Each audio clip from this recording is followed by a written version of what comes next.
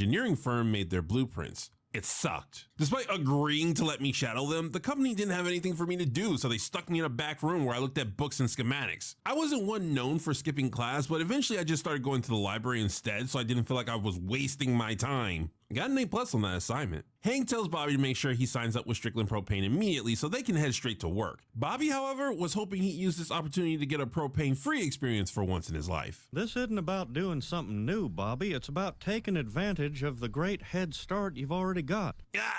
Okay, well, might as well rip this band-aid off right now. This is an episode where I heavily disagree with Hank's perspective. First of all, Hank obviously has a bias, so in his mind, he can't see how doing a job that involves propane could be anything but fulfilling. For someone like Bobby, however, one has to spruce up a job like Hank's to find it interesting, which does happen in other episodes where Bobby works at Strickland. Second, Hank argues that Bobby should go to Strickland's because he's already got a foot in the door, and that if he cements himself now, he could have a promising career planned for the rest of his life. Now, that's not necessarily false. The earlier you start planning your life and committing to a certain future, the easier it becomes to make that future a reality. However, sticking too closely to a path and never branching out could mean missing other opportunities for potentially better futures. I spent years trying to get a desk job as a programmer and didn't realize I wanted to be a YouTuber until my mid-20s. I can only imagine what would have happened if I refused to pursue what I now consider to be an amazing time in my life. Don't get me wrong, there's no harm in working towards a lifelong goal early, but it's best to keep your mind open for other opportunities that arise,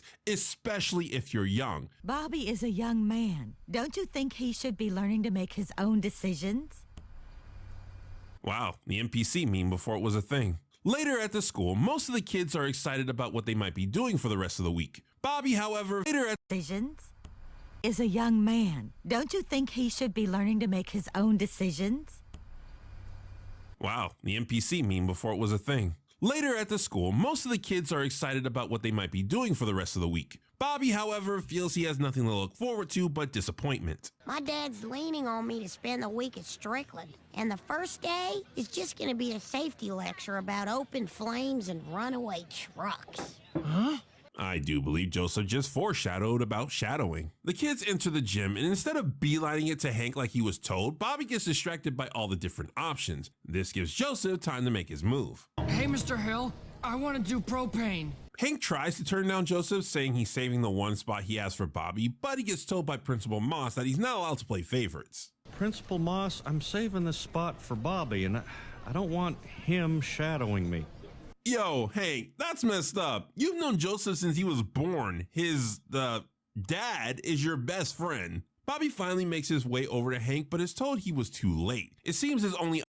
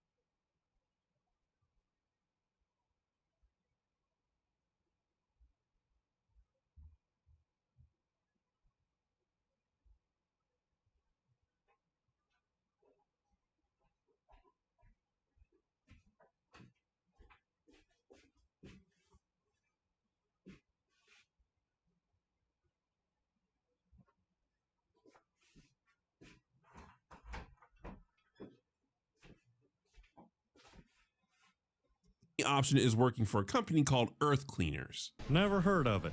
Very successful local business. Wait, local? As in... I'm Peter Sterling, founder and president of this little situation here. Entrepreneurship! Ladies, get yourself a man who looks at you the way Shady looks at entrepreneurship. I'm supposed to be your shadow this week. Well, all right.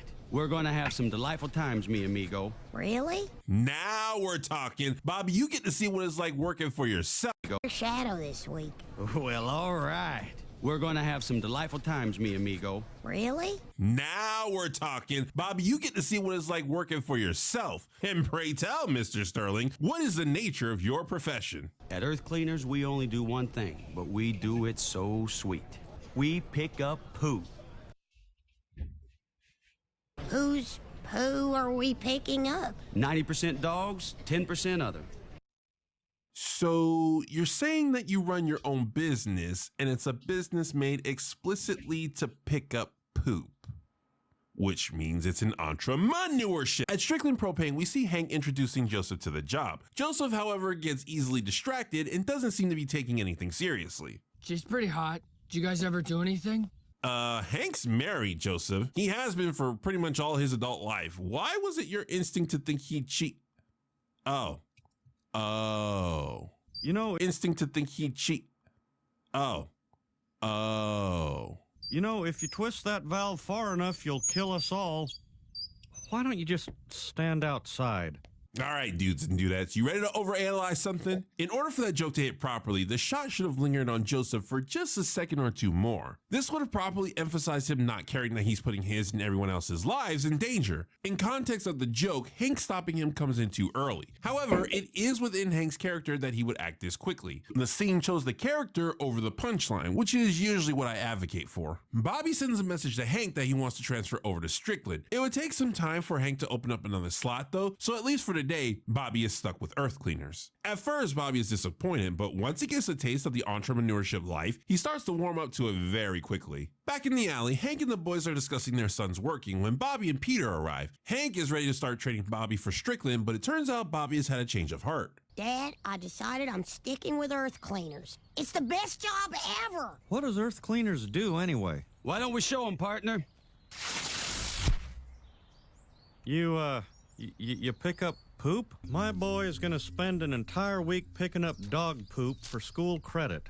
I hate to say this, but it seems like the system's not working. Wait, Hank, do you have a problem with picking up poop? Well, actually, I have a problem with picking up poop, and it's that they keep calling it picking up poop. This annoyance is something I think the episode does intentionally. Instead of describing what Peter does as waste handling or excrement relocation, you know, phrases that sound like actual jobs, they call it picking up poop. This is because the episode wants to make it easier to look down on Peter's job, and poop is a word that most people don't take seriously. Ignoring the labeling, I do have to wonder why Hank would have a problem with what Bobby is doing. The labor is honest, physical, and it involves both machinery and lawn care, all things Hank would normally find value in. So what about entrepreneurship is upsetting him so much? Is it because it's dirty? Because if so, that's extremely judgmental of you, Hank. You also think sewage management is a dishonorable job? What about garbage men? I guess they should be ashamed of themselves. Education today is so complicated. As a parent, I'd like to change things.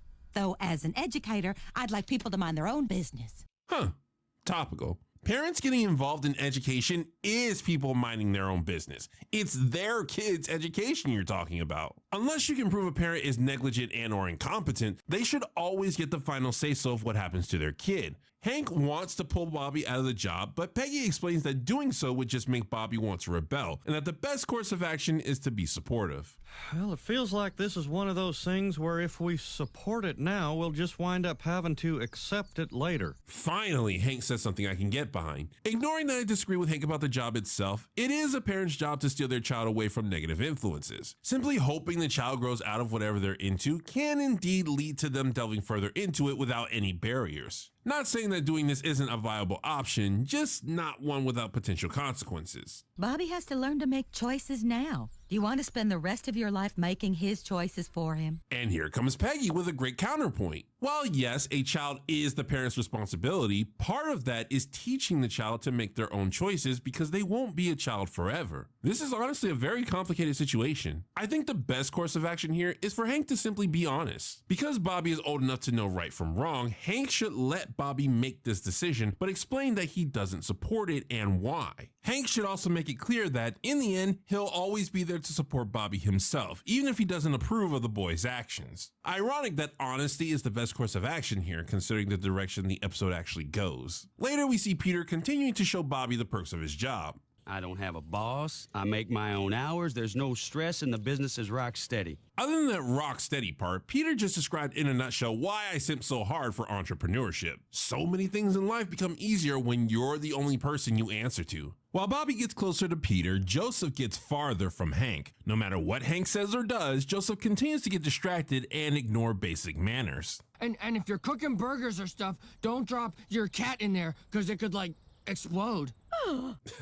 That's me when I say anything without a script. This gets so bad that Dale, who wants to see Joseph succeed, intervenes and tells his son he needs to step up his game. What are you doing? I'm shadowing you to make sure that you're properly shadowing Hank, which you are not. We got another B-plot here that may have had an ending once upon a time, but as of now does not, and we basically never see Joseph again in this episode. In the alley, Hank tries to get some perspective and asks the boys if they'd be ashamed to see their son doing what his is. I don't see any problem there. Hey, man, there's nothing wrong with them damn honest work, man. Probably wouldn't bother me. It's difficult to read everyone's responses here. I can't tell if they're trying to save face or if they genuinely think what Bobby is doing is fine. However, because the next moment is Khan mocking Bobby and all the boys laughing, I'm going to assume it's the former. And if that's the case, this feels weird to me. Like, why would Dale, a man who handles dead animals, and Bill, a man who is openly disgusting to the point his house has constant rats in it, care about Bobby doing a gross job? My best guess is they have the same hangup as Hank, whose issues with entrepreneurship still haven't been fully disclosed yet.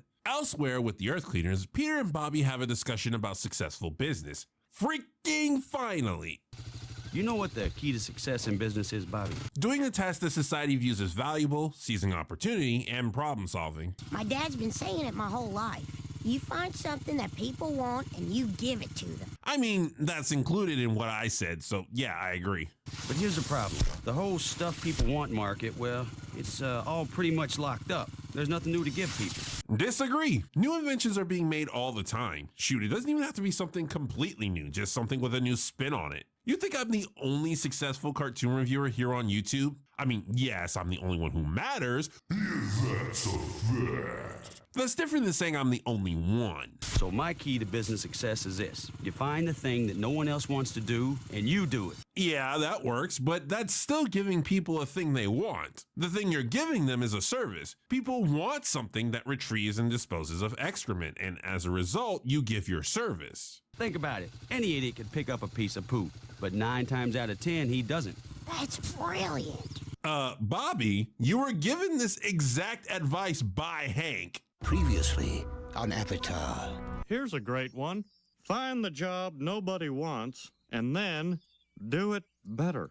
This is why Hank's role in this episode feels so out of left field to me. Hank is the last person who should chastise Bobby for doing what he does, especially when, like I said earlier, there are many aspects about this job that he normally praises. Bobby mentions to Peter that he feels Hank doesn't really get what they do. Not sure how Bobby knows that, but whatever. Peter thinks the best thing he can do to prove what a great lifestyle he has is invite the Hills over for dinner and show off his mansion. Is that a freaking arcade room?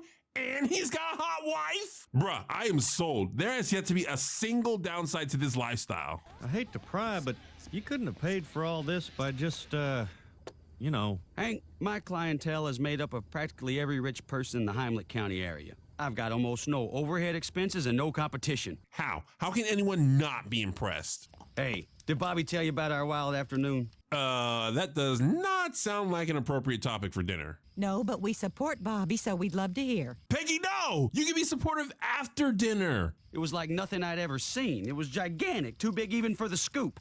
And it was really leafy. Peter tried picking it up. But it just crumbled in my hands. I've never really been a dinner person. I'm just gonna go sit in the car for a few hours. Well, did the third shower help? No, it did not. Well, you can't say you didn't ask for it, Peggy. You knew the profession was about waste handling, yet told the man you wanted to hear his riveting tale. Well, thank God the week's over tomorrow and everything will be back to normal. Wait, Hank, do you still disapprove of the man's job? Why? I get it, he and Bobby weren't the most socially aware at dinner, but that's easily solvable by just having them not talk about what they do. The final day of Shadow Week does indeed come and go. However, Bobby has a surprise for Hank. Dad, it's not my last day.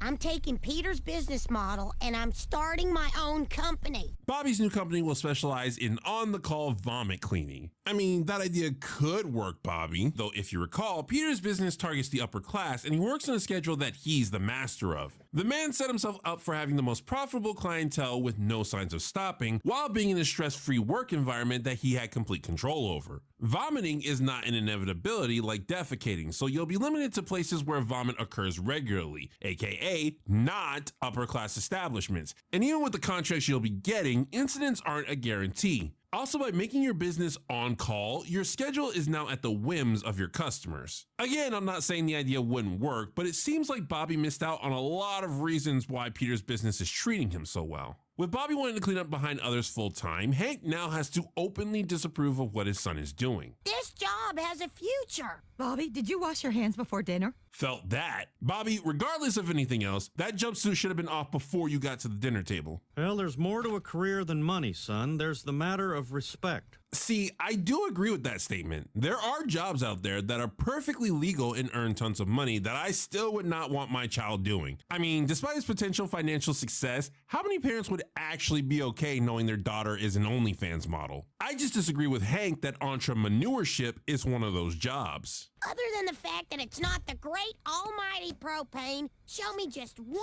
downside to my career. I hate that Bobby walked out in that scene because he has a point. I hate that Bobby walked out in that scene because he has a point. Hank and the episode act like there's some inherent reason as to why these types of jobs are dishonorable, but I have no idea why. So Hank figures if he can't get Bobby to quit, maybe Peter can. He talks to Peter about convincing Bobby to leave this career path. Do you have a problem with what I do, Hank? Not at all. Could have fooled me. You spent the entire episode ashamed that Bobby was doing this job. If you have no problem with what Peter does, then what on earth are you so upset about? Look, Peter, you're a tall, handsome, well-put-together guy. So a guy like you can pull off a career like this. Now, Bobby, well, he's different than you. Oh, okay.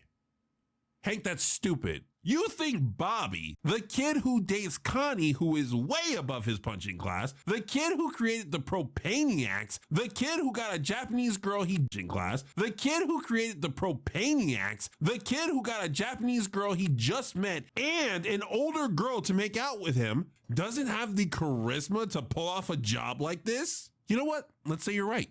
Let's say Bobby's natural charisma is lacking. Do you not think that's something he can learn? All I'm hearing is that you, Hank, don't believe in your son. You think only certain people can be happy in this type of work environment and that Bobby isn't one of them. So in case you missed it, Hank's problem this entire episode was him projecting his insecurity about being bullied onto Bobby. And as if that reasoning wasn't painfully awful already, it gets so much worse. You see, for some baffling reason, Peter agrees with Hank. Despite Peter having full confidence in Bobby moments ago, he starts to believe that there is indeed a good chance Bobby could be bullied doing what he does. So to get the message to Bobby without him having to hate Hank, Peter stages a scene where he gets beat up. It's a poo man, and he's picking poo! He's one of the mashers. The mashers? They're just one group of many who take pleasure in hurting guys who do what I do.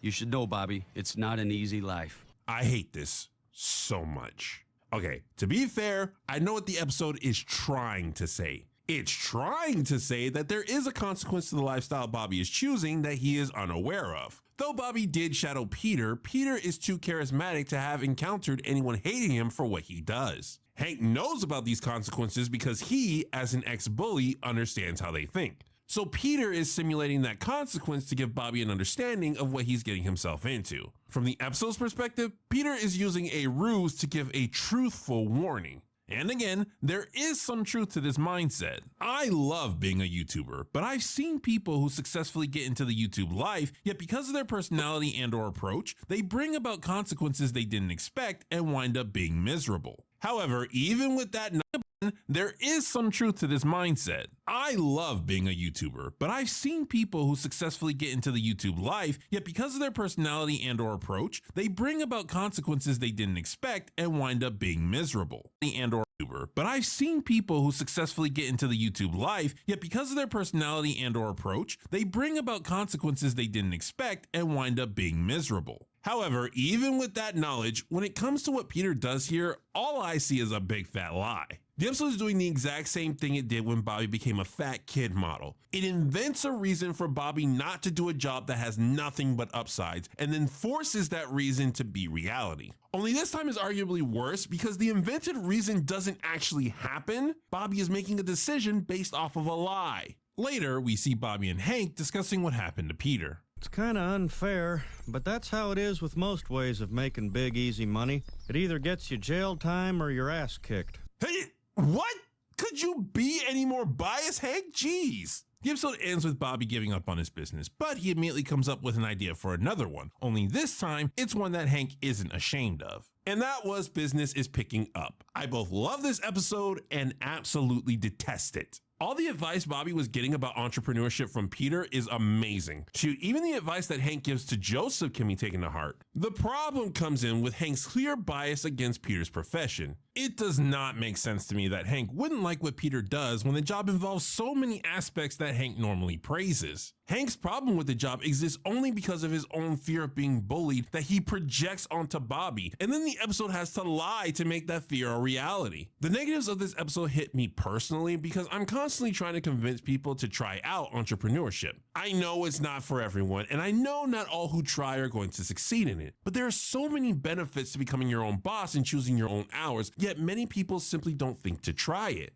So seeing Bobby be manipulated out of an entrepreneurship career, especially one that has proven to lead to a profitable and easy life, really irks me. Yes, it is a parent's job to steer their kid away from lifestyles that would cause them to lose respect, but that's mostly about losing respect from oneself. And if you have to lie to make a point seem valid, maybe it was never a good point to begin with. This has been Shady Durags. So long, farewell, Auf Wiedersehen, goodbye.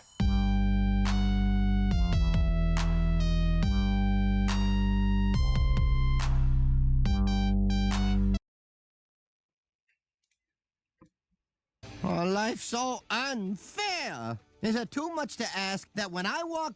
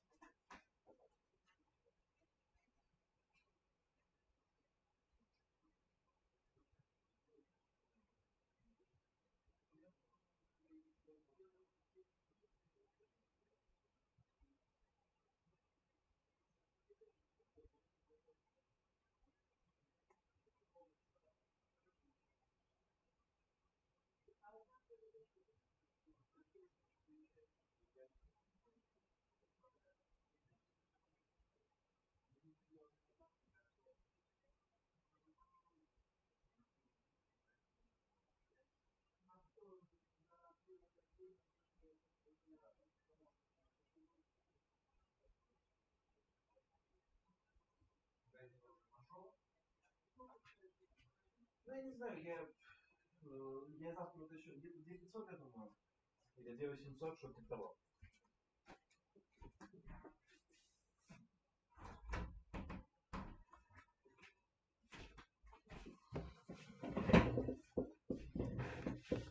by, people say, look at that lucky bastard. I hate him. Hey, hello, how do you do? Shady Durags here. Well, the end of the year is approaching. That means it's time for us YouTubers to pull out all our best works and earn them riches. And of course, you intellectuals all know what the king of this channel is. I'm sorry, my sweet. Your time will come. Today we're looking at the episode The Year of Washing Dangerously, finishing off our little King of the Hill capitalism series. But Shady, what about the episode where Bobby shadows an entrepreneur?